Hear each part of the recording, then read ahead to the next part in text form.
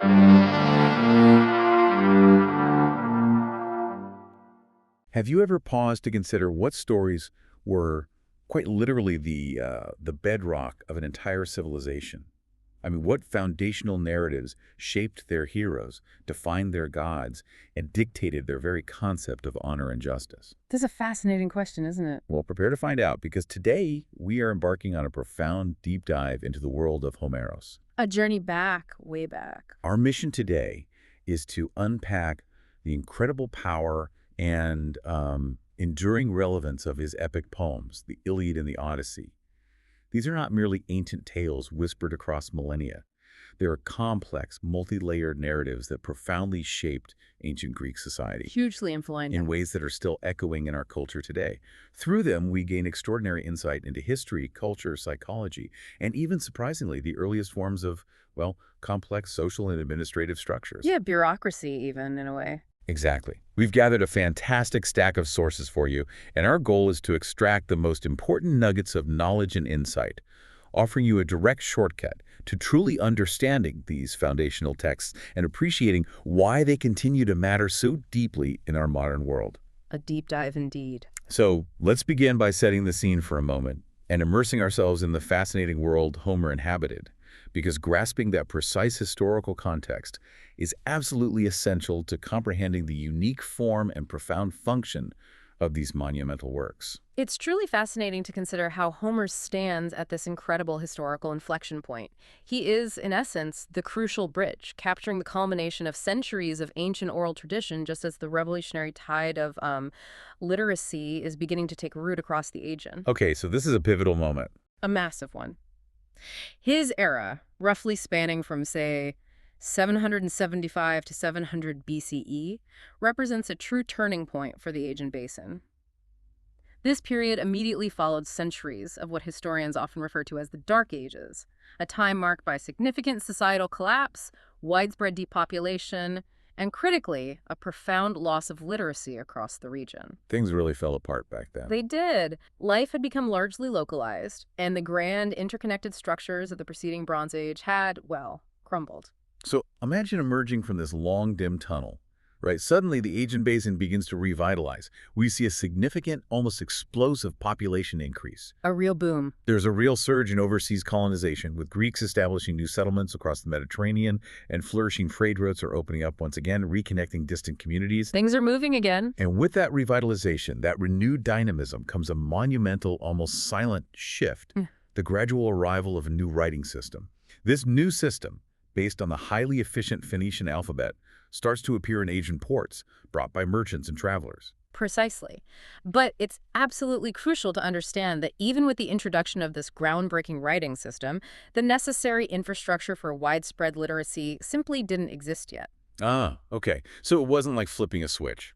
Not at all. Think about it. Writing materials like paper, parchment, or even papyrus were incredibly scarce and prohibitively expensive.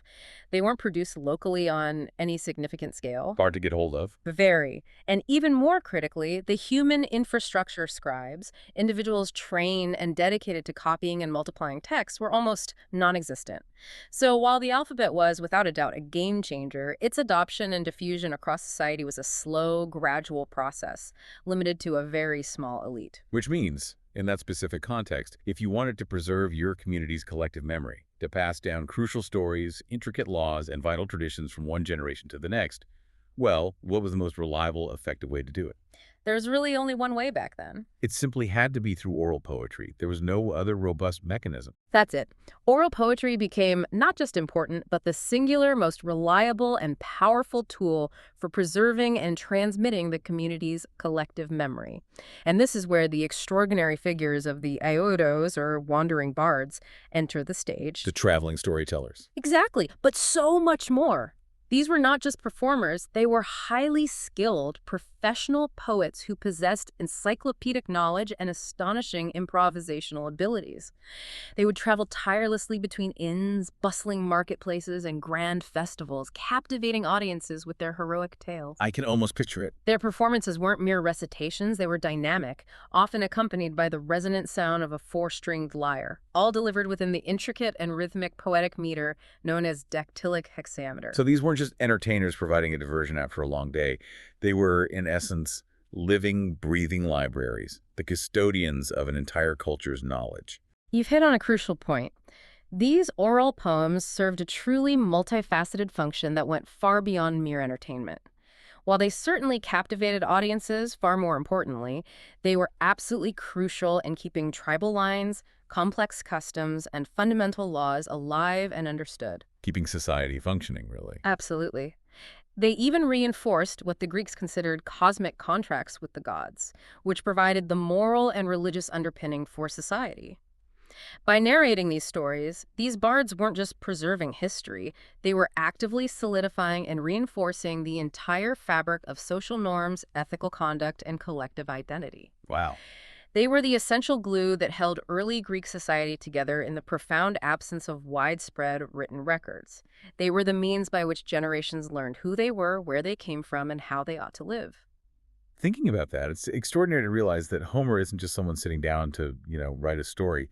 It's like an entire cultural memory perfected over centuries is being transferred for the very first time from the ephemeral spoken word to the more permanent medium of a scroll. That's a monumental leap.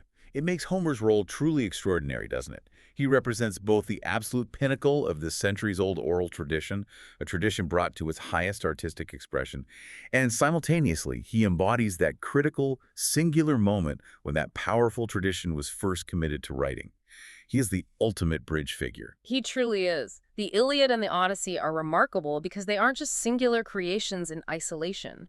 They represent a grand synthesis of what were likely hundreds, if not thousands of years of smaller, regional micro-epics. Bits and pieces of stories from all over. Exactly. These diverse narratives were refined, woven together, and elevated into these two monumental mega-epics that we know today. Performed with that ubiquitous four-stringed lyre we discussed, these destans, these epic narratives, became the first great literary freighters of the transition to alphabetic writing. Literary freighters, I like that.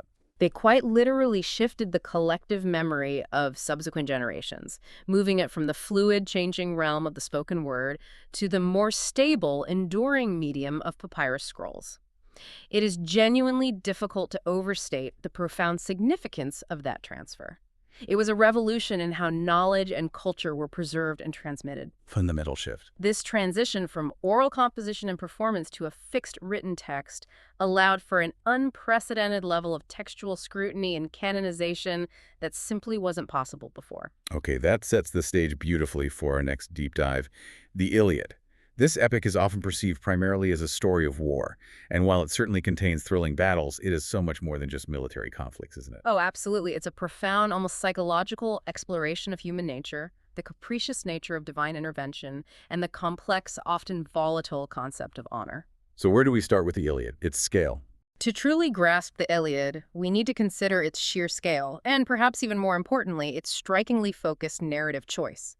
It's a colossal narrative spanning an impressive 15,693 dactylic hexameter lines. That's a lot. 15,000 lines. Yet, you mentioned focus. Yes. Despite the fact that the Trojan War itself raged for 10 long years, the poem focuses on a remarkably condensed period.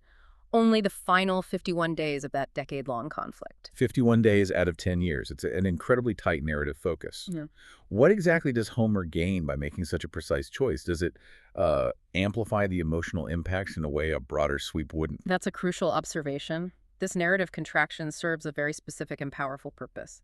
It maximizes epic tension by concentrating intensely on one man's rage, or in Greek, menos. Rage. Achilles' rage, specifically. Precisely. The catalyst for this central rage, and indeed the entire plot of the epic, is Achilles' deeply personal breaking point. His war prize, Briseis, a symbol of his honor and worth, is arrogantly taken from him by the commander Agamemnon. Massive insult in that culture. A profound insult to his time, or honor value.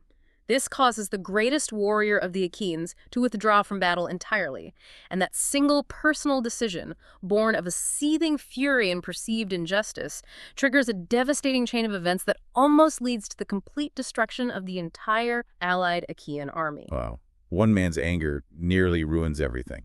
It's a profound illustration, a cautionary tale even, of how individual emotion, particularly unchecked rage, can have catastrophic collective consequences, unraveling the very fabric of a cohesive fighting force. So Homer isn't just recounting a historical military event.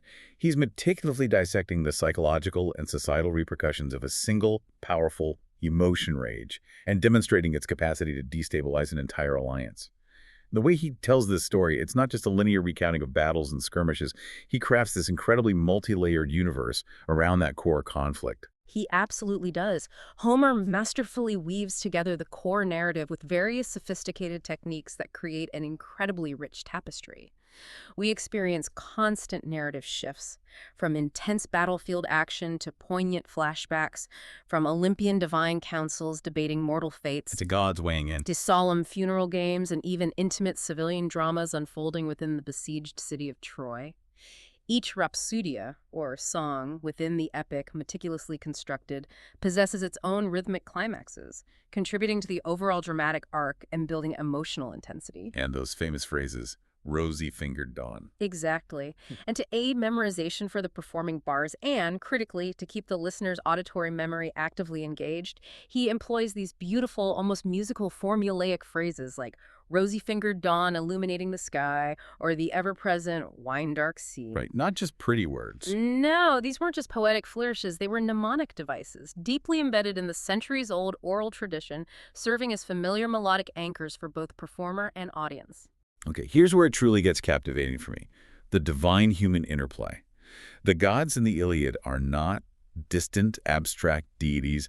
They're more like powerful, immortal, and awfully incredibly petty reality TV stars, constantly meddling in human affairs. Huh. That's actually not a bad analogy. If we connect this to the bigger picture, it profoundly highlights the ancient Greek understanding of agency versus destiny.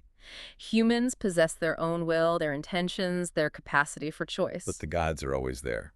But the gods, or an overarching concept of fate itself, Moira, always cast an immensely long, influential shadow. The gods in Homer's epics behave remarkably like flawed humans. They rejoice in triumphs, they simmer with jealousy, they engage in deceit, and they even accept bribes from mortals. They really do sound human, just more powerful. But the crucial distinction, the source of their immense power, is their immortality. This means they can manipulate human affairs, twist fate like Plato, as you might say, without ever facing the true consequences of their actions, unlike the mortals whose lives they impact. And they absolutely play favorites, deeply entangling themselves in the conflict. You have Hera and Athena throwing their immense divine weight behind the Achaeans, Team Greece, basically. while Aphrodite is firmly and passionately on the side of the Trojans. And then you have gods like Apollo, who, in a fit of anger, afflicts the Greek camp with devastating plague arrows, or Poseidon secretly digging trenches and stirring the earth to try and sway the battle's tide. It's a full-on celestial intervention. This constant, often unseen interference is what we can term invisible diplomacy, and it quite concretely illustrates the ancient Greek concept of fate, or Moira. It suggests that even the most valiant and courageous hero, despite their extraordinary deeds, cannot achieve true physical immortality in the way the gods do. Right, no becoming a god. However, they can transform their inevitable death into an undying glory by winning the gods' favor, or, more importantly, by performing such heroic deeds that their name lives on forever. This is the ideal of kleos aktheton, or undying fame, a concept central to the aristocratic war culture depicted in the Iliad. Kleos Aptheton, undying fame. Dying bravely in battle was not just noble, it was the closest a mortal could ever hope to get to an eternal existence, a form of immortality etched into the memory of generations. It was the ultimate aspiration. So when we consider what this all means for us today, it's a powerful illustration of how ancient societies, much like our own, grappled with universal issues of fairness, leadership, the economics of power, and the profound psychological impact of perceived injustice. It's a timeless struggle, isn't it? Absolutely timeless. When we examine Achilles' rage, for instance, it's far more than just a personal fit of pique or wounded pride over a captured woman. Our sources describe it brilliantly as a political allegory for the imbalance in Timas. Honor-value distribution. Explain that a bit more. That's a critical insight. In a plunder-based coalition army, which is precisely what the Achaean forces essentially were, the fair and equitable distribution of spoils, the captured women, the gold, the weapons, was the fundamental measure of legitimacy for its leaders. It was the agreed-upon system of valuing each warrior's contribution. How the loot gets divided matters A lot. Immensely. If that shared value, that Timo, was disturbed, if the spoils were unfairly distributed, the entire army could and would collapse, as we see with Achilles' withdrawal. Homer meticulously depicts this economic honor tension, showing the fragility of an alliance based on such a system. It's about respect, really, measured in spoils. In large part, yes. And beyond that profound insight into social mechanics, the Iliad functions as an unparalleled, unique archive of the material culture of the period. Homer's ethnographic meticulousness is astounding. He provides incredibly detailed descriptions of everything from mourning and lamentation traditions to the specific rules of funeral games, Like ancient Olympics, almost. to the intricate craftsmanship of weapons like Achilles' shield, and even the practicalities of nomadic camp life. You truly get an immersive sense of what their world was like, don't you? It's not merely a fictional story. It's a living historical record presented in poetic form. The sources even mention that more than half of the epic is dedicated to these kinds of detailed descriptions. Elaborate armor descriptions, the famous and exhaustive ship catalog listing the contingents from across Greece, A massive list. and precise ceremonial troop formations.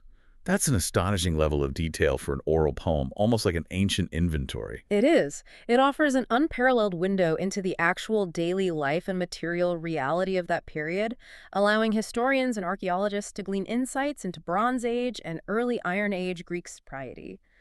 It truly makes the Iliad a foundational text not just for literary studies, but for understanding ancient Greek civilization itself. It's a detailed blueprint of a world gone by, preserved through poetic genius. Okay, from the rage and bloody battlefields of the Iliad, we now shift our focus to a profoundly different, yet equally monumental, journey. The Odyssey. This epic is just as grand in scope, but incredibly distinct in its thematic focus, emphasizing intellect, identity, and the painstaking restoration of order. The Odyssey is another monumental work, coming in at 12,110 lines, slightly shorter than the Iliad, but no less impactful. But what's truly remarkable about it from a modern literary perspective is its strikingly sophisticated narrative construction in terms of time sequencing. It doesn't simply proceed chronologically from point A to point B. Right, it jumps around a bit, doesn't it? Feels surprisingly modern. The epic, for instance, opens not with Odysseus himself, but with his son, Telemachus. That's correct. The first 4 books are famously known as the Telemachia. They focus intensely on Telemachus's desperate search for his long-lost father in Ithaca. This section is brilliantly crafted, designed to immediately illustrate the profound political and social vacuum created by Odysseus's prolonged absence. Showing what happens when the king is gone too long. Exactly. It shows how this vacuum is being ruthlessly exploited by the arrogant suitors who have invaded his home, consuming his wealth and pressing Penelope for marriage. This narrative choice masterfully sets up the immense stakes for Odysseus' eventual return by vividly portraying the chaos and moral decay that his absence has wrought on his household and kingdom. And then, when Odysseus finally does appear in the narrative, we don't immediately follow his journey forward. Instead, we get this incredible, almost cinematic flashback sequence where he recounts his previous adventures. Precisely. Books 5 through 12 employ a brilliant full flashback technique. Odysseus himself, as a storyteller, recounts his incredible, often terrifying personal adventures to the welcoming court of the Phaeacians. And this is where we get the really famous bits. Calypso, the Cyclops. This is where we encounter some of the most fantastical and cosmic episodes that have become cornerstones of Greek mythology. His 7 years of unwanted captivity with the alluring nymph Calypso, his harrowing and cunning encounter in the cave of the monstrous Cyclops Polyphemus, the tricky gift of Aeolus's bag of winds, which almost brings him home. So close. His transformative, or rather untransformative, time on Circe's magical island, and his terrifying descent to Hades, the underworld, to consult the dead prophet Tiresias. Wow, quite a resume. These episodes not only expand the atlas of Greek myth by introducing new creatures and realms, but also powerfully define Odysseus as a hero of a fundamentally different kind from Achilles. And finally, after all those incredible far-flung tales of peril and escape, we arrive at the core of the Odyssey, the Nostos, or the profoundly significant return home. The last 12 songs cover this final, crucial arc of the epic.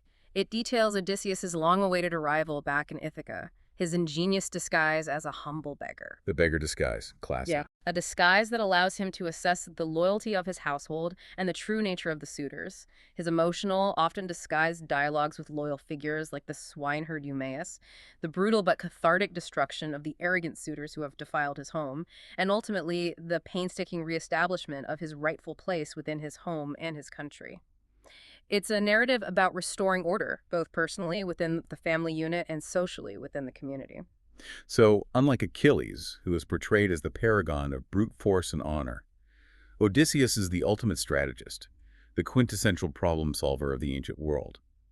His heroism isn't defined primarily by physical prowess or battlefield might, but by something far more cunning and adaptable. That's a really important distinction. This narrative raises a fundamental question for the Greeks. What truly defines a hero? The Odyssey answers this by emphatically valuing intellect and adaptability over raw physical strength, and it profoundly explores how identity isn't static or fixed, but can be fluid, shaped by circumstances, by necessity, and even by calculated deception. So it's all about might. Odysseus' heroism is fundamentally centered on moetis, which translates as cunning intelligence, practical intuition, or even shrewd resourcefulness.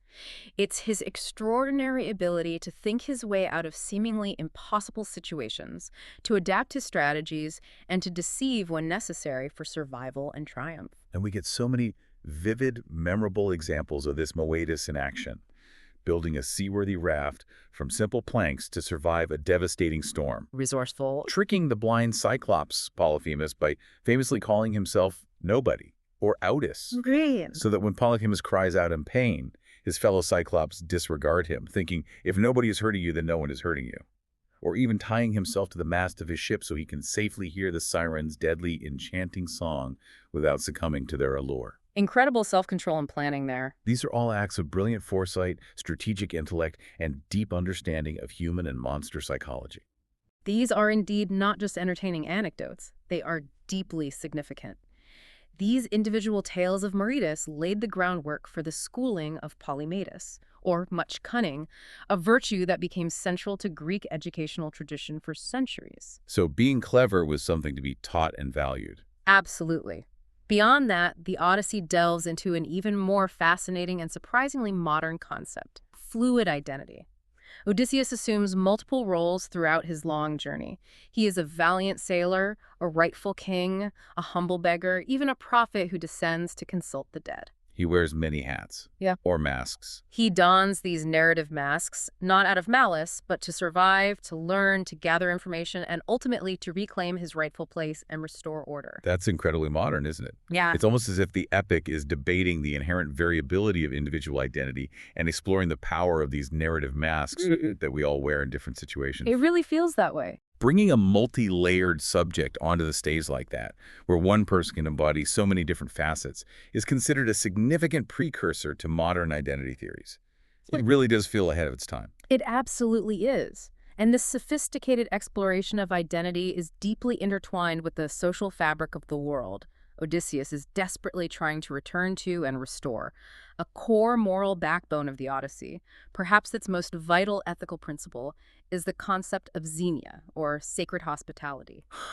Xenia, that's a concept that seems so fundamentally vital to ancient Greek society, far beyond simply being polite to guests. It's almost a religious obligation, isn't it? You're right, it was indeed blessed by Zeus himself and considered a divine law. Xenia was absolutely essential for trade, for travel safety, and for maintaining social cohesion in the pre-state era, before formal governments, police forces, or legal systems offered widespread protections to travelers. The original social safety net for travelers. It was the informal global network of its time. And the suitors, by brazenly consuming their host's food, by disrespecting Penelope, and by forcibly taking servant girls, utterly, sacrilegiously, violate the sacred rule of Xenia. Their actions are depicted not just as bad manners, but as a profound rebellion against both divine and established social order. Big mistake. Which ultimately leads to their collective execution. It's a stark, brutal, but clear portrayal of the catastrophic consequences for violating fundamental societal norms that underpinned their very existence. It shows that breaking these social contracts invites divine wrath. And on the flip side, We clearly see the profound reward of those truly hospitable figures, demonstrating the positive reinforcement of Xenia, Eumaeus, the loyal swineherd, who offers shelter and food to the disguised Odysseus. A key figure. King Alcinous of Phoenicia, who welcomes the shipwrecked hero and helps him on his way. These characters are not just celebrated, they are elevated as exemplars of virtue. Precisely.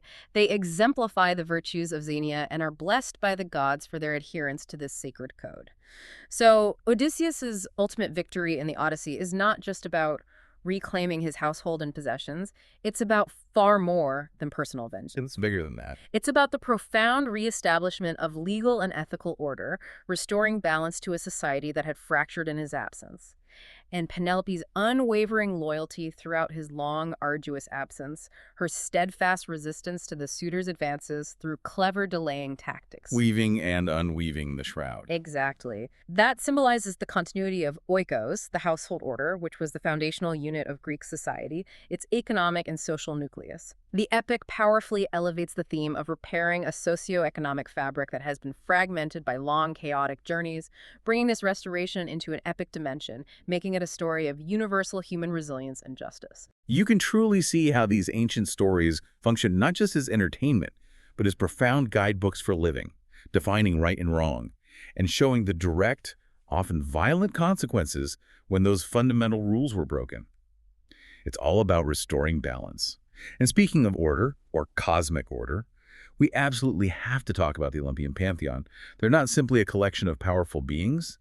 Our sources suggest they function more like a hierarchical cosmic bureaucracy managing the universe. That's a truly insightful way to put it, and it goes beyond the typical understanding of a pantheon. The Olympian 12 aren't like a single, absolute, all-powerful deity in a monotheistic tradition. Instead, they operate as a structured, albeit often bickering and somewhat dysfunctional, cosmic bureaucracy with shared authorities and defined roles. Like a celestial committee meeting. Something like that. Zeus, for example, is the king of the gods, distributing justice with his thunderbolt and maintaining cosmic order. Poseidon determines the fate of sea travel, a vital domain for a maritime culture like ancient Greece. Demeter regulates the crucial grain cycle, essential for agriculture and sustenance.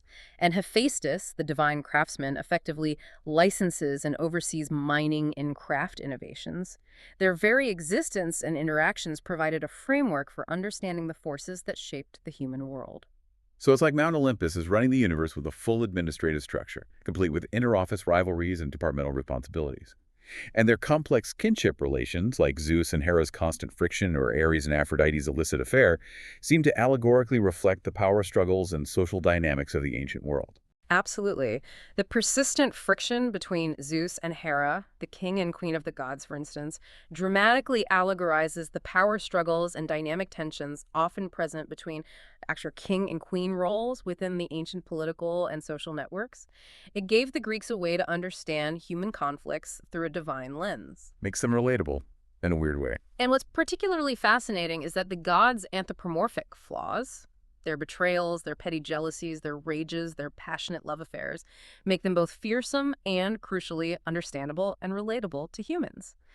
This very human-like nature, this flawed divinity, led to a pantheon that was surprisingly open to ritual bargaining. Bargaining with the gods. Their mortals could attempt to appease or influence them through offerings, prayers, and sacrifices, hoping to gain their favor or avert their wrath. It wasn't a rigid, absolute power structure, but one that could be engaged with. Okay, let's zoom in on a few of these fascinating, influential figures and their profound impact on ancient Greek life, from their specific cult centers to their unique iconography. It really brings home how deeply embedded they were in daily existence. Indeed. Starting with Zeus, the mighty ruler of the sky.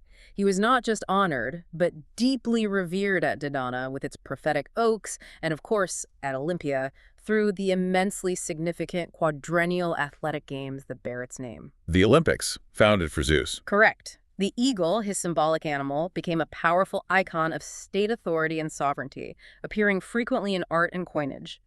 Then there's Hera, the majestic goddess of marriage. Her Heraion temple in Argos was a pan-Hellenic pilgrimage site of immense importance for couples seeking to officialize marriage vows and ensure their sanctity. The go-to goddess for marriage. And her mythical jealousy, as dramatically depicted in the epics, served as a powerful cultural warning against the social instability and chaos that could arise from extramarital affairs and broken marital bonds. A cautionary tale built into the myth. Definitely. And Poseidon, god of the sea, was absolutely critical for a thriving maritime culture like ancient Greece, dependent on sea trade and naval power. You couldn't sail without thinking of Poseidon. Without a doubt.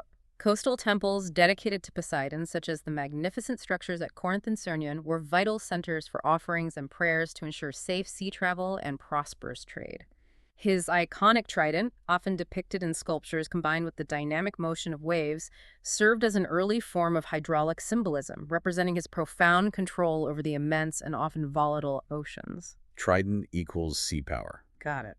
Then we have Athena, the strategic goddess of wisdom and warfare, whose iconic Parthenon on the Athenian Acropolis celebrated the ascendancy of military strategy and craftsmanship based on collective intelligence and reasoned thought. The olive tree, sacred to her, powerfully symbolized peace, prosperity, and agriculture, intertwining her domains of wisdom and civic well-being. Wisdom and warfare, an interesting combo. It reflects the Greek value placed on strategy. And of course, Apollo, the radiant god of music, healing, and prophecy, whose influence permeated every corner of the Greek world.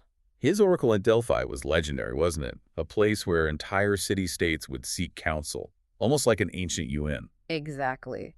His Delphi Temple Oracle served as a unique form of ancient diplomacy, a truly powerful platform where city-states and even foreign powers would consult the Pythia, the priestess, for critical political questions. The prophecies given there could even gain international legal status, influencing treaties, alliances, and decisions of war. That's incredible power for an oracle. Immense power. His lyre, symbolizing musical tranquility and harmony, and his sun arrow, metaphorically representing purifying healing power, combined to portray a deity of balance, order, and intellectual enlightenment. Beyond these central figures, the entire Olympian pantheon gods like Artemis, Ares, Aphrodite, Hephaestus, Hermes, Demeter, and Hestia each had their own specific cult centers, animal and plant symbols, and intricately organized festival calendars. The whole divine ecosystem. Together, this vast and interconnected divine network provided a complex, pervasive cultural operating system that permeated almost every aspect of society, from the most mundane daily routines to the grandest political decisions and civic celebrations. It's incredible to think about how these stories and the rituals surrounding them weren't just about faith. They were the social glue, the shared language and experiences that bound a diverse group of city-states together long before there was any truly unified Greece. These pan-Hellenic festivals, including the most famous ones like the Olympic Games and the Pythian Games, were much more than just sports and music. They were pivotal. They were fundamentally unifying institutions. They functioned as a common temple that transcended the individual identities and often fierce rivalries of the various city-states or polis, Bringing everyone together, despite their differences. These festivals involved elaborate and highly structured rituals, significant animal sacrifices, the communal sharing of roasted meats, and the ceremonial crowning of victors as exemplars of our excellence, whether physical, artistic, or intellectual. This directly linked back to the Kleos ideal, the concept of undying fame that we discussed earlier in the epics. Winning meant achieving Archeolite and getting closer to Kleos. Precisely. A warrior from Achaea and a merchant from Corinth, despite their regional differences, their distinct dialects, and their potential political conflicts, would find their common imagination intersecting through these shared divine narratives and rituals. It created a powerful shared mythos-logos network that truly transcended political boundaries and fostered a profound sense of collective identity among the diverse Greek peoples, reminding them of their common heritage and values. So the gods, their stories, the rituals, and the festivals, they weren't just folklore or religious practices. They were the very operating system for an entire civilization, providing both structure and shared meaning. And the genius behind all of this, Homeros, also employed some truly remarkable poetic techniques. These are not merely beautiful words arranged artfully. They are incredibly sophisticated tools for storytelling, especially designed for an oral tradition. That's precisely it. This is where literary analysis converges with cognitive science and performance studies. The very structure of the verse wasn't just an aesthetic choice. It was a highly sophisticated mnemonic device, intricately designed for live, improvisational performance. A memory tool. Essentially, yes. The core concept here is formula. These are repetitive patterns, readily identifiable phrases like rosy-fingered dawn or swift-footed Achilles, which are now referred to as formulas in modern epic linguistics. They are prefabricated building blocks of sound and meaning. Ah, the formulas again. And this idea of formula really came into prominence and was deeply understood thanks to the groundbreaking 20th century research of Milman Parry, didn't it? His work really revolutionized our understanding of Homer. Absolutely. Milman Parry's groundbreaking work, conducted in the early 20th century, involved comparing Homer's method of composition to that of contemporary Balkan bards who still practiced oral poetry in his time. Through extensive observation, his research demonstrated that Homer's astonishing ability to improvise in dactylic hexameter, Making it up on the spot, basically. in a highly structured way, yes, often at a rate of less than half a second per line, a speed that seems impossible for deliberate composition, was directly attributable to his deep mastery of these formulas. They provided ready-made building blocks for composition on the fly, allowing the bard to construct narratives with incredible speed and fluidity without having to consciously craft every single word. It was a cognitive marvel. So it's not just beautiful poetry, which it certainly is. It's also a piece of ancient engineering, ingeniously designed to make storytelling incredibly efficient, highly memorable, and adaptable for live performance. That's truly fascinating. And the meter itself, dactylic hexameter, played a huge role in this engineering. It played an absolutely foundational role. The specific stress syllable pattern in dactylic hexameter was meticulously optimized for both the smooth, consistent flow of the sound wave, creating a hypnotic rhythm for the audience, and for what we can call memory economy for the bard. Easier to remember and perform. Exactly. This rhythmic consistency, combined with the formulas, allowed the bard to mentally plan the next part of the story or the next plot twist, while the language itself went on a kind of autopilot through the familiar patterns. This ingenious technology was so effective that even when the poems were eventually committed to writing, it remarkably preserved the live performance feel. You can still feel the rhythm. A reader today can still almost hear the strings of the lyre vibrating, can feel the rhythm as they read the lines. It's a profound testament to the enduring power and brilliance of a meticulously crafted oral tradition, designed for both captivating performance and seamless transmission across generations. And the power of these works, the ideas and narratives they contained, wasn't confined to their own time. The enduring legacy of Homer's epics stretches across millennia, profoundly shaping education, philosophical debate, and even legal systems. Indeed. From the Archaic period, roughly the 8th century BCE, right through to the Classical Age in the 5th century BCE, Homer's lines were not just popular stories. They were fundamental texts in paideia, the comprehensive system of citizen education in ancient Greece. The core curriculum, basically. Absolutely. These weren't simply narratives to be enjoyed, they were moral compasses and cultural blueprints, forming the very core of intellectual and ethical development for Greek citizens. That's truly incredible. So judges in court cases would actually cite lines from the Iliad as precedents or as powerful moral arguments to sway decisions. It sounds like Homer was their legal canon. That's precisely right. It was a common and accepted practice. And philosophers, particularly Plato, engaged profoundly and often critically with these texts. They debated the complex moral dilemmas presented in the Odyssey, such as Odysseus's deception or the brutality of the suitor's slaughter.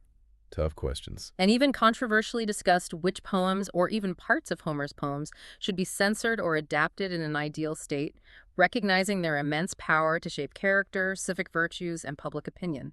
This demonstrates that their influence wasn't merely literary or entertaining, it was deeply societal, ethical, and political. They knew these stories had real power, and their canonization and imitation didn't stop there. Moving into the Hellenistic era, after the time of Alexander the Great, we see scholars at the legendary Library of Alexandria taking them up, essentially solidifying their place in the literary canon. Yes. Scholars at the Library of Alexandria undertook a painstaking critical edition of the epics, meticulously canonizing them and marking them with specific editorial signs, like the xenon and obolos, to denote disputed or genuine lines.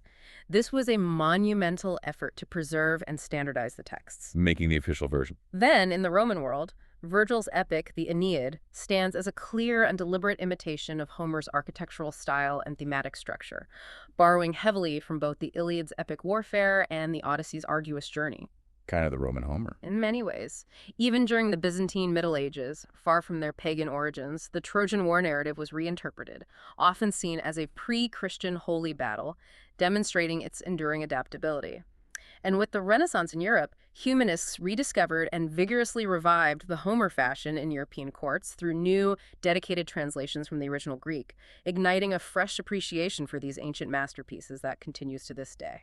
This isn't just about literary history or the evolution of storytelling. It's about how these stories fundamentally shaped belief systems, defined legal practices, underpinned philosophical thought, and even forged the very identity of Western civilization for thousands of years.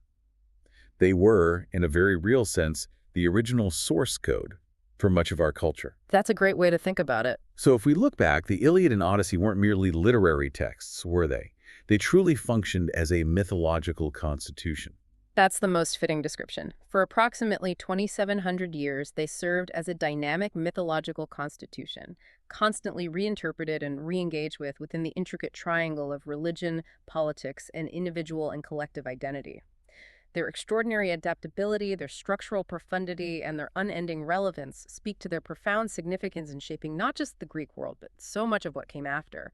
They provided the shared framework for understanding human existence. What an incredible journey we've taken through Homer's world and his unparalleled epics. The enduring magic of Homeros, for me, lies in how he so powerfully presents the profound tension of death and destiny, of humans striving against cosmic forces without ever forcing any simplistic or dogmatic solutions. He doesn't spoon-feed answers. That's the heart of their enduring power. He lays bare the complexities of the human condition without providing easy answers or neat resolutions. The duality is always present, always in tension.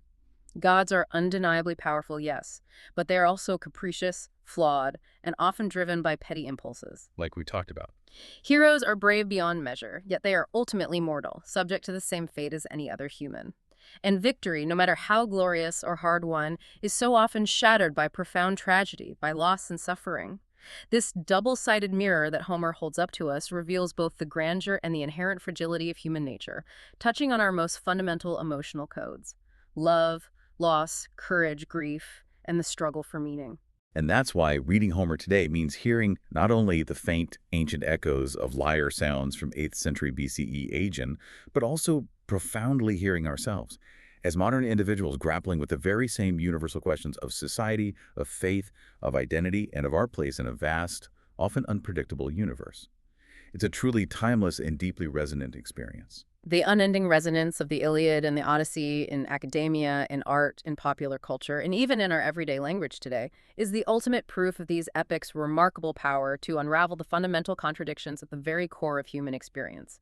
They are narratives that continue to speak to us because they speak about us. And even today, the Olympian gods still lend their powerful names to stars, to global brands, and to ambitious rocket missions, while the winds that once stirred around the Trojan walls continue to whisper the rhythm of Homer's hexameter in our ears. It makes you wonder, doesn't it? What other ancient stories, perhaps still buried in forgotten texts or preserved in whispered oral traditions, might still hold such powerful echoes for us today, waiting for their own deep dive, ready to reveal new facets of human experience?